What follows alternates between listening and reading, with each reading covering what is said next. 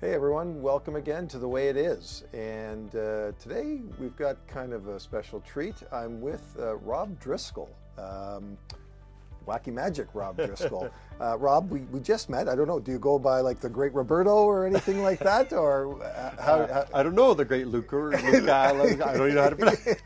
No, just Rob Driscoll's Comedy Magic or Rob Driscoll's Wild.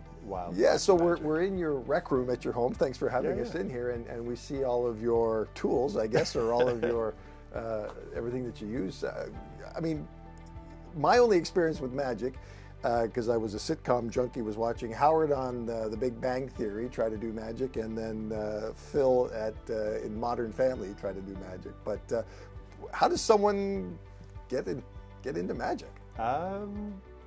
I don't know. I think you got to be a little weird. I've been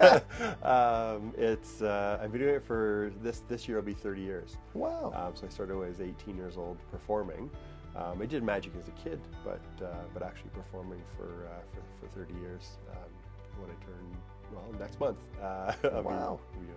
Now that hasn't been that full time, or you've obviously done other things. Yeah, it was full time at the beginning. I went to go to college, and my wife got accepted for her program. I didn't. They said I could take general arts and science, and I thought there's no way I'm going to go into debt, $5,000, which was a lot of money at the time, to learn what I learned in high school. And I was doing some shows, and I thought, this is, I don't need college. This is what I got to do. And right. And so I did it full time for till my first daughter was born. And then I thought, well, maybe I should get a real job. I did have a few jobs here and there, but they were always like part-time, or it was more just to fill the time when I wasn't performing. So you obviously, this is a passion of yours then, is, right? Yeah. So just at a young age it clicked for you, right? Did you watch did you see a magician as a young kid or something that? Yeah. So it always, like when Copperfield specials would come on, they'd catch my eye. Like I'd just be glued to the TV. Whenever there was buskers in town, I would always, find the magicians.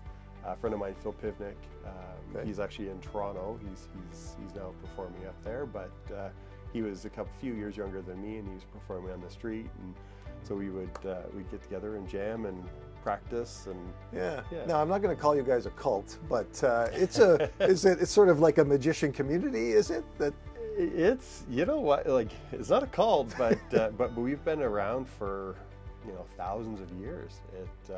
It's like magic is dating back to the oldest art form. Right. Believe it or not, our new king is part of the. All my magician friends are going to kill me if I get this wrong. I can't even think of it. Anyways, it'll come to me. As we were talking earlier, I suffered a concussion 3 years ago. My short-term memory is shot. That's all right. But the British. Anyways, he was. He actually does magic, and he's part of the group or the cult. Really interesting. Well, I'm sure everybody's going to start Googling King Charles and figuring out what. Yeah, you'll see a picture of him doing cups and balls. Really? Wow. So it's amazing the people. Harry Allen off of Night Court. Yeah. He was a magician. You'd be surprised at some of the people who got their start in acting, starting off doing magic. I mean, your audience, who are they? Is it mostly children, or do you perform for adults? What would tell us about that? I would say 90% is family audience or kids. So anything from like a kid's birthday party to a camp, Christmas party. Like Christmas is crazy. I used to do about 45 shows in a month and a half. I've since scaled back with our weather nowadays. You never know what it's going to be like. So I've cut back a little bit. But wow. Yes. And so you go on the road, so you got to pack all this up, and I saw the big van in the driveway there, so you're basically on the road, and then you set up. And Stephen mentioned you just performed in Brockville this week at a fairly significant audience, right? Did that go off pretty good? I think so. Yeah. Everyone was laughing and having a good time. Everyone thanked me on the way out the door, so it was nice. There was about 275 people in the audience, and everyone had a good time. There was lots of laughs. Well, and that takes the talent. We talked about it earlier. I mean, because we were going through some of your your tricks and your props, and you know, you said you like to try to have at least a joke a minute if you can. So, Yeah. but that like, do you script your shows? Do you have an order that you go through? I've been here for 30 years, so I used to script them myself, have everything written down. Luckily, with again suffering a concussion, it's the one thing that I didn't lose. And even if I forget something, no one knows. But yeah, I try to get a laugh a minute. There's lots of. Can I show you some of the crazy? Absolutely. Yeah. So there's all kinds of fun stuff. There's little things like this, like spoon bending. You know, you concentrate and squeeze like that, and it'll actually bend. And oh, I wish you could get Luca's face on camera right now, and it'll actually go back. Actually, it's just a spoon with a hinge on it. But I actually use this to demonstrate that. There is no such thing as real magic, so I don't want people going home thinking I'm practice in a cult.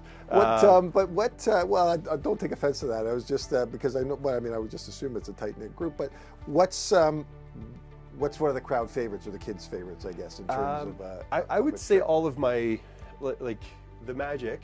But a lot of it, the things that happen in between. So you know, as I hand a kid a wand, you know, little things like that happen. Oh, I see. So tricky, you know, or you know, if I hand them another magic wand and they hold on to it, and you know, and it falls apart, and you know, I'll say, you know, the magic word was not hocus pocus, it's hocus pocus. Here, I'll fix that. Go ahead, hold on to that nice and tight, perfect, and just take that and ooh, Luca figured it out.